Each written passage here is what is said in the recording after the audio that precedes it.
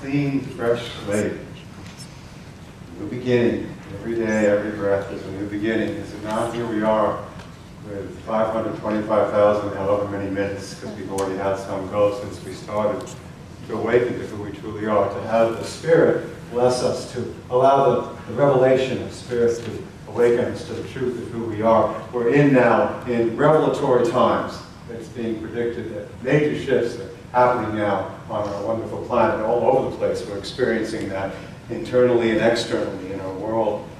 We are being given an opportunity to be here, to be practicing the presence of these teachings so we can use what's coming up in our life to awaken to the love that's sometimes hidden within us. It says in the Bible this in Revelation, "Let anyone who has an ear listen to what the Spirit is saying to the churches. To everyone who overcomes, I will give some of the hidden manna, and I will give a white stone. And on that white stone is written a new name that no one knows except the one who receives it."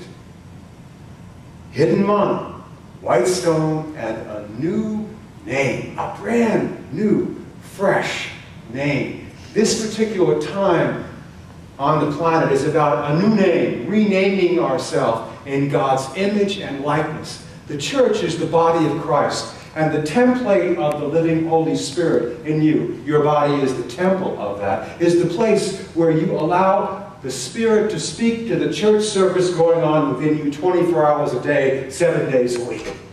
All kinds of things step up on the pulpit to have their way, don't they? But when we allow Spirit to step on the pulpit of our heart, open our heart, the altar of our heart to who we are, we begin to receive hidden manna. That which is hidden becomes revealed to us. It becomes a revelation to us, through us. When the Jewish people, you and I, were wandering in Israel, they were making their journey to their new place. They spent time in the wilderness. And I imagine many of them were kind of whining. "Moses, things went out so bad. We were in captivity to the Egyptians, but I had a job. Business was good. The economy wasn't great, but heck, I had work. It was regular. What are we doing wandering in this crazy place?" And he said, because we need to have a new name of the presence of God. And the name is not new, it's old, it's ancient. The name of God is I am that I am. And when you are connected to I am that I am, which you are always connected to, whatever you call a thing or label a thing becomes true for you. And when we're connected to the I am that I am, hidden manna is revealed to us. That which was hidden is made known to us. We open ourselves up and realize we have direct access to the presence and the power of the Beloved that's moving through us. And we do it with every thought that we think and every word that we speak, and every moment that we're here is a fresh, new moment. Remember last week we swept up all the past? Remember, were you here for that? We were doing our own little Kala Chakra ceremony, like Tibetan Buddhists do, where they take these beautiful mandalas that represent what they've been doing for the last couple of weeks, and they take it and they sweep it all up, and the Dalai Lama takes it and dumps it into the ocean of bliss. That's the past. So now what we have? We have a clean, fresh slate, a brand new Buddha-filled day. If we can be present for it, amazing things can happen for us. It was said back in the times gone by that when a prisoner had done his time in prison, by the way, we're all in prison. We're imprisoned by our own thoughts and feelings and beliefs. We're all doing time here, baby. Everybody is. What are you doing with your time? That's the question. When you get out of prison, when they got out of prison, they were given a clean, fresh slate. And they could present this to anyone in the world and just show it to them and say, "I've done my time. I present myself to you fresh and clear and clean in this moment." And everyone would accept that for them. Spiritual principle at work. Every single moment is a fresh, new moment. You may not be aware of it. You may be caught up in drama. The truth is, it's fresh, it's clean, and God is ever present, effervescent, flowing through us. But we get all filled up with our busyness. So Maureen and I, we left to go into the wilderness of Charleston for a few days. What we did was we got away It's important to get away. I hate to say this, but the way we live now, with our computers and our offices and our iPads and our iPhones, we hardly ever disconnect anymore. We need to get out of our house, go somewhere else for a while. Hopefully not put on all the devices with us. And so we went and left. And my way of dealing with practicing when I get a chance to get a few days away is to do sitting and walking meditation. And there's a park in Charleston. It's called Hampton Park. You ever seen it? It's by the Citadel. It's this beautiful park with big oak trees and a track, so I go and do my exercise. I'm addicted. I have to exercise first. And then I did sitting and walking meditation, 45 minutes at a time. And what I notice is, what I get to see first is all the things that my slate, my plate, is filled with. Oh, there's church thoughts. I have so many church thoughts. And then there's all this extra services that we did. And then there's, what do you guys have on your plate that's very full? What do you put on your slate? Company. What's that? Company.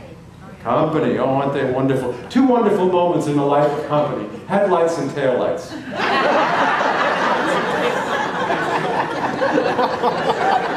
I'm sorry, I had to say that. Oh, the gym. Jim is here. Okay, and then for us, we've had wisteria. You know, Maureen's wrist and stuff. How about you? What's on your plate? Chemotherapy. That's a big one. Chemo is a big one. The things. What's that? Work. Children. Children. What else? Budget. Budget. Money concerns. All of it becomes the Tao of our way in the world, right? And it's all that stuff that we do that we're very busy with. And it often fills up the screen of our mind, so I am that I am becomes these things that we identify with, and we hardly ever feel the spaciousness of that which is beyond what we're now experiencing in our life. And what I notice when I walk and do sitting meditation, or I come to a church service, is that slowly, if things go well over time, all these things that I've identified with just slowly kind of get erased. You see that? I love the feeling of that. Oh, just gets erased. Smile comes back on my face. Sometimes this takes 2 days of sitting and walking meditation for it to happen. Sometimes it happens quickly. It can also happen in a moment, but there it is. There's this clean, fresh slate. The name of God in me becomes open consciousness. And what I notice gets put on that plate when I'm a clean, fresh slate are words that I like, and it ends up being things like existence, consciousness, and bliss. I am, you are, existence, consciousness, and bliss. That's what you are. That is what you are.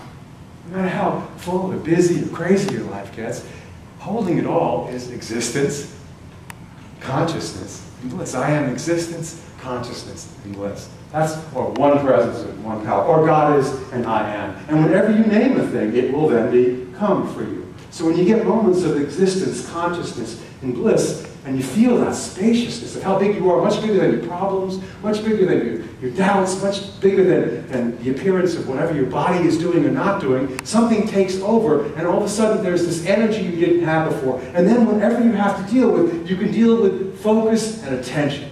It's beautiful when you have those moments. And you can't be addicted to it. I have found that in my practice, when I have moments of existence, consciousness, and bliss, I want to keep it, steal it.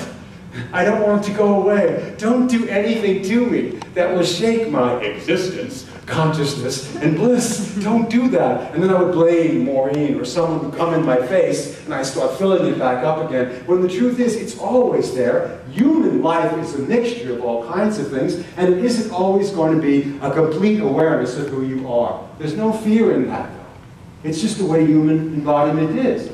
Sometimes it's existence, consciousness, and bliss. Sometimes I'm aware of and I'm consciously, angry. Different word at that time. You understand? That's what it is. It isn't one or the other. It's really both. So after all this walking and meditation and feeling this sense of open, spacious consciousness and bliss, I went to the spot where I go to sort of close out my sitting, which is by the water, by the beautiful swamps in Charleston and watched the sun go down. I had my little bench there I was going to sit on, and I made the mistake of walking down the wrong street, the street earlier from the one where the bench was for the closing meditation. And I'm just walking in existence, consciousness, and bliss. And all of a sudden, a door opens up in the house, and this, I gotta be quiet now, Maureen said I screamed last time. This dog came out. This 55-pound dog came out and just, and I mean, big teeth and kind of a pit bull mix something or other, you know, there, and I was going, whoa, and I could just, oh no, I'm existence, consciousness, and bliss. Would you please go away? So I tried in the best voice I could muster up, bad dog, go back to your house. Go back to your house, please, go back to your house, go away, I don't need this now on my plate. Please, you made a mistake. I'm the wrong person. I am existence, consciousness, and bliss. Get out of my face. And this woman comes out, oh, I'm so sorry about my dog, and she grabs him like this, bad dog, I don't know why he does this. Duh. I could give her a few sentences, and she takes the dog back. I didn't even say anything to her, I was still in that place. And bless you. Bye-bye. And I went back to, I am existent. And the damn dog gets out of that house again. It comes and starts biting my feet. It's big. It's like, oh my God, the dog is back again. This is life, friends. It's not going to get any better than this. There's always something snapping and biting if you were snarling. And so I sat down and had to get back to existence, consciousness, and bliss again. And I went back to the house that we were staying in. It's still being pretty much open and spacious, and my heart rate had calmed back down again. And what I walked into in the house was a widescreen TV with football! Now, football, college games, on, loud, blaring, existence, consciousness, and bliss. And I don't have any interest in football. I'm sorry, guys, but I don't. It doesn't matter to me. And in the other room, in the kitchen, blaring is NPR, and now what we've got is the Iowa caucus. And all the people screaming.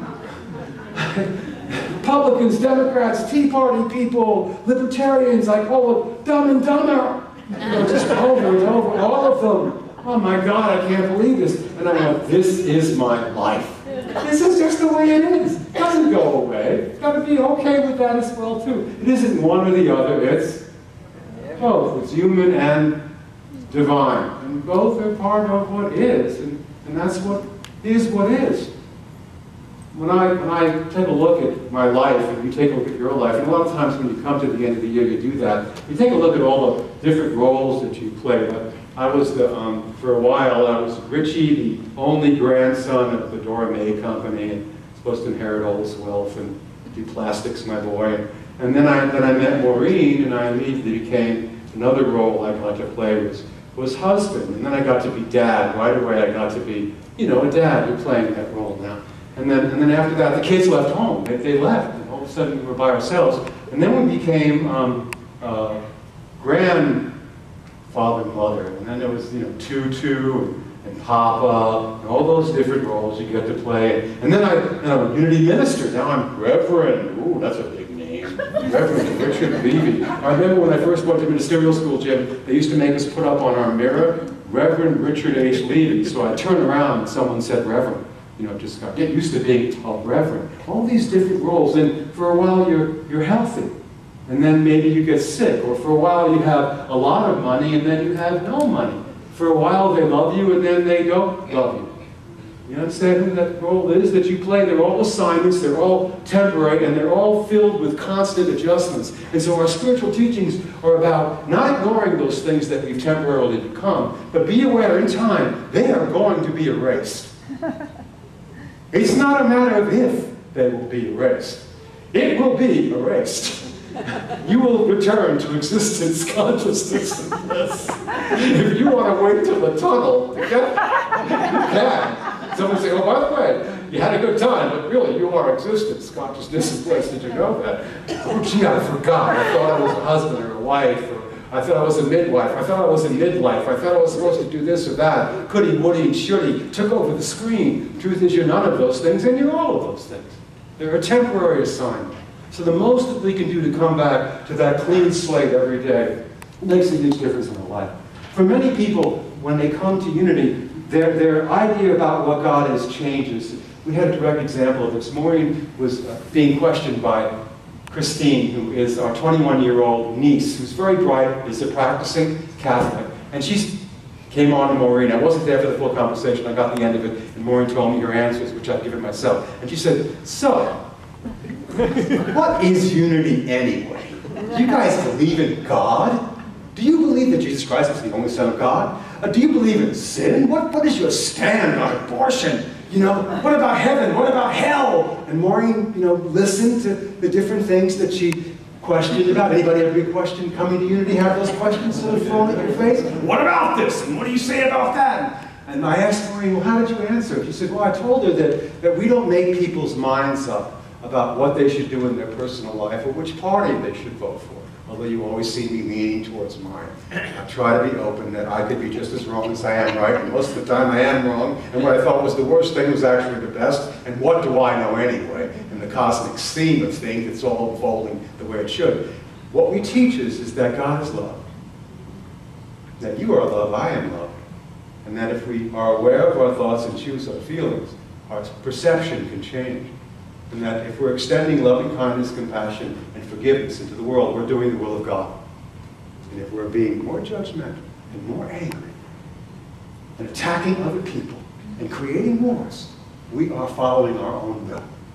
That's not the will of God for us. And as we give that anger, that attack, and that judging to other people who are going to hell, and we'll help them get there, we are not in heaven in that moment. And we're not doing the will of God in that moment either. Every time someone has the awareness of the Spirit speaking to the church, the temple of the living God within them, there is a change in consciousness that happens. And a name is actually changed. In the time of the writings of Jesus, Saul was a persecutor of the people who were following Jesus. He had a really big list of what he thought was wrong about what Jesus was doing, and he was going to make sure that that didn't happen anymore. And all of a sudden, life does to you. He got knocked down from that position. Oh, Saul, why dost thou persecute me? Boom! And sometimes you need to be flat knocked out from your position, right? To wake up, and 3 days later, he was blind for 3 days. He woke up and his inner eye was open. And he was no longer Saul, personal will, but Paul, enlightened will. He had a name change. I hope you feel that now. You can change your name anytime you like, because the name of God is your inheritance. And whatever you call yourself, you're going to become, and God will always say yes to you, no matter what you choose. God always loves you and welcomes you to awaken the presence of what you are right now. In the Bible, when Jesus said to his disciples, who is it men say that I am? And they went, blah, blah, blah. And one could speak to the truth. Thou art the Christ, the Son of the living God, the divine presence of love, incarnate. And Jesus said, bingo! You got it. Upon this realization, we'll build our whole church. Your name is no longer Simon Bar-Jonah, just a fisherman, just a worker, just a midwife, just someone who goes in the world and works. You are the incredible presence of God made known on earth. Upon this realization, we're going to build the whole church. And bingo, a name change happened. And that name change can happen for us anytime we show up, anytime we're willing to do our practices and erase the slate of who we think we are so we can become who we really are. And then with that pure, clean, fresh, brand new start each day, we can write down what our goals are for the day. What would I like to accomplish this year? Remember you were at our house and we had a meal? He said, we've got some goals. But if you got your goal crammed in all the other junk, that just monkey mind stuff, no wonder nothing manifests. But if you're open and clear to existence, consciousness, and bliss, and say, I want to be at peace this day, or I want to manifest generosity in my life, if you keep that clear, that goal clear, and keep moving towards that, well, then the energy of the universe will join you, and hidden manna will give you what you need, when you need it, to be about the goal of being whatever you'd like to be in your life. Because God says, yes, yes, yes. So last year, when we did the ceremony we're about to partake in a few moments, I did my meditation and prayer, and then I wrote down a walking diksha. That's what I put down for me. I want to be a walking diksha. And I really felt it when I did that, you know. It lasted about, it was 25 minutes. I walked out in the parking lot and stumbled on a banana peel of some thought of delusional state of consciousness. And so I've seen this sitting on my altar in the church next to all the Bible on Jesus and Buddha and Yogananda. I got them all up there in case one of them's a real one, you know, I'm not being complicated.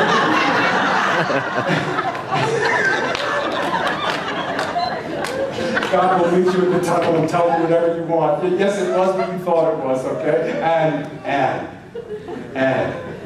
And so much more. And so I have this, and I've abused it a lot this year. But I've come back to it too. You keep coming back to it again and again and again. It doesn't matter how often you forget, only how soon you remember again. So we're going to remember again and take a few moments now just to do a meditation that will guide us into what we'd like to put on that clean, fresh slate that is this new year.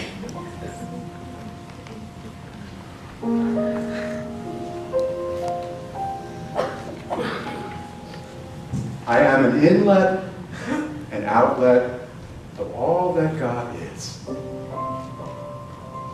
I am that I am. Isn't that beautiful?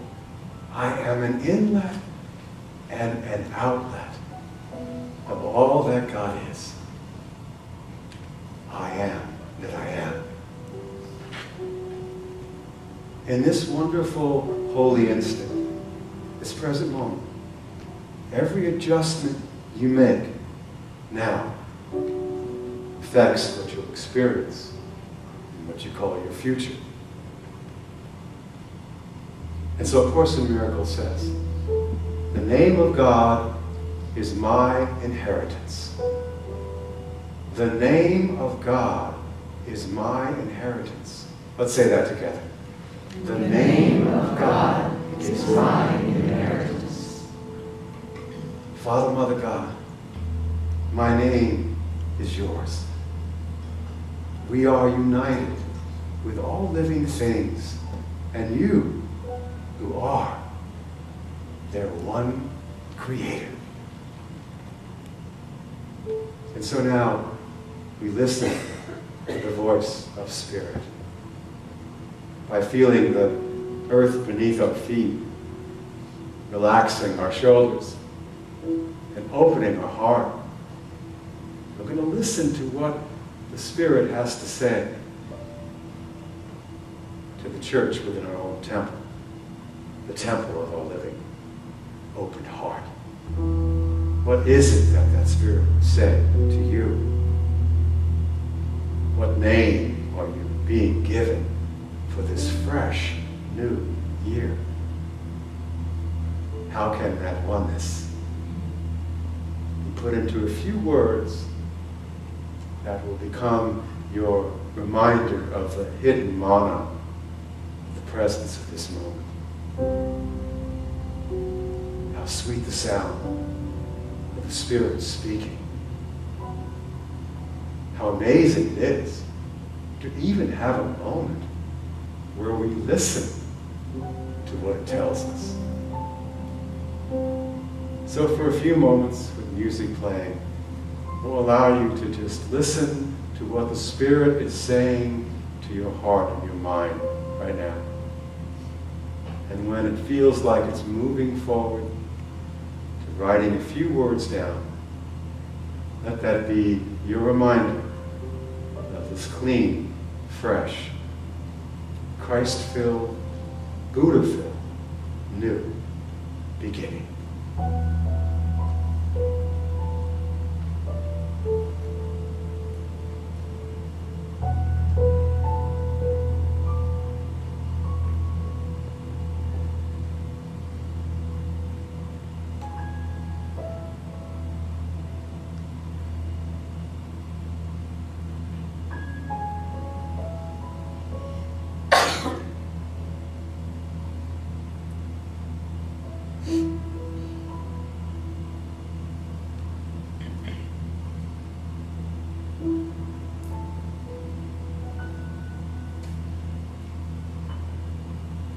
The name of God is my inheritance. I am that I am has sent me to this moment to be the voice and the heart and the mind and the body of a little bit of heaven made known on earth. And for the gift now of taking this treasure and sealing it in the breastplate of the heart, so it can be there to share with others. We are so grateful. And now we let the Spirit, as it speaks to us, speak to others. And for the gift of being alive as we create together, co-create together, a new heaven right here on earth. We are grateful, aren't we? What a wonderful time to be alive. What a blessed day it is. Thank you, God, for this clean, fresh beginning. In the name of love, in the name of oneness, it is so. Namaste.